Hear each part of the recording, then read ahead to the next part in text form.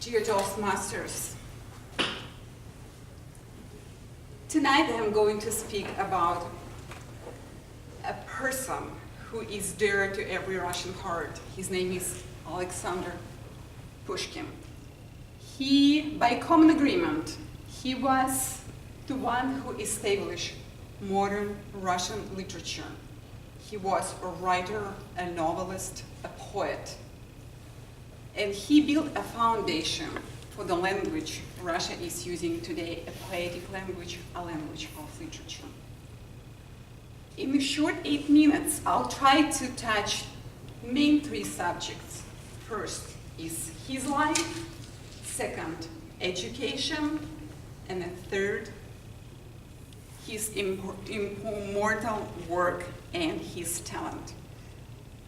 Alexander Sergeyevich Pushkin was born on May 26, 1799 in Moscow, in a family of Nadezhda and Sergei Pushkin.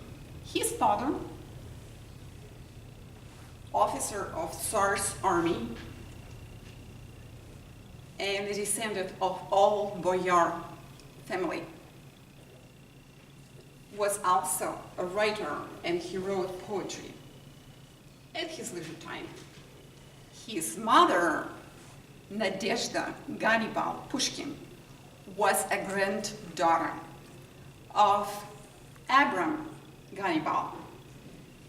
As a child, he was Abyssinian prince, and he was sold as a slave in Istanbul, later to be adopted by Peter the Great, the Tsar of Russia.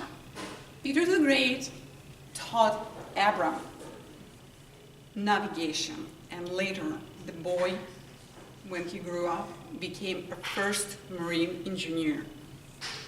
Alexander immortalized his great-grandfather in an unfinished historical novel, The Arab of Peter the Great. As a child, Alexander was an unusual child, of course, as all geniuses are. He didn't like to play, he didn't like to run, he never loved it. He was observing the world, and he was too silent and too quiet to be pleasant to his mother's taste. She wanted to have a joyful son, a lively and daring boy. She wanted to shake him up, wake him up, and really force him to run sometimes. Alexander had a habit to rub his arms, and she was steadying his hands behind to break the bad habit. Their damaged relationship recovered very late at Nadezhda's life. Last year of her life, they became close, very close. The father, Sergei Ivanovich, did not have a thought beyond himself, and he wanted to be left in peace. The relationship as a poet remained distant for the rest of his life. 2, education. Nadezhda homeschooled his children, and as the most aristocratic families of the beginning 19th century, they adopted French culture and French language. Children speak very good French.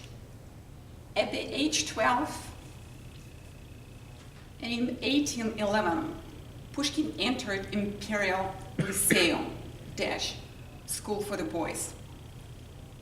Here, in a nourishing and relaxed environment, Pushkin started to develop his literary career.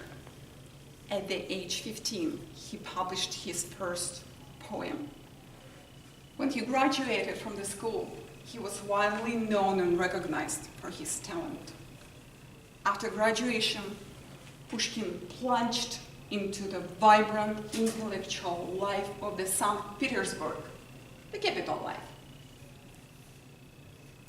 Being liberally minded, he dedicated himself to the social reforms, and he was a speaker for radical literature. That angered Tsar and the government. And in May of 1820, he was sent away from the capital. He went to the Caucasus, then to Crimea, the same Crimea, then to Chisinau, where he became a free Mason, developing Russian literature. Pushkin developed the high-level sensitivity in the language. He combined a spoken language with all Slavic and high poetical language of the previous writers. He studied worldwide literature.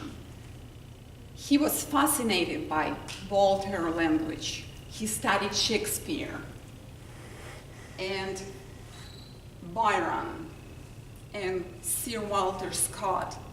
He brought that foreign influence in combination with a simple spoken language. He developed the language of high sensitivity and astonishing profundity. Unfortunately, his verse is not famous for the English-speaking public and readers because of difficulty in translation. But he built a foundation for the new generations of writers and poets to come. And you know those names. That was Leo Tolstoy, Ivan Turgenev, Fyodor Dostoevsky, and Maxim Gorky.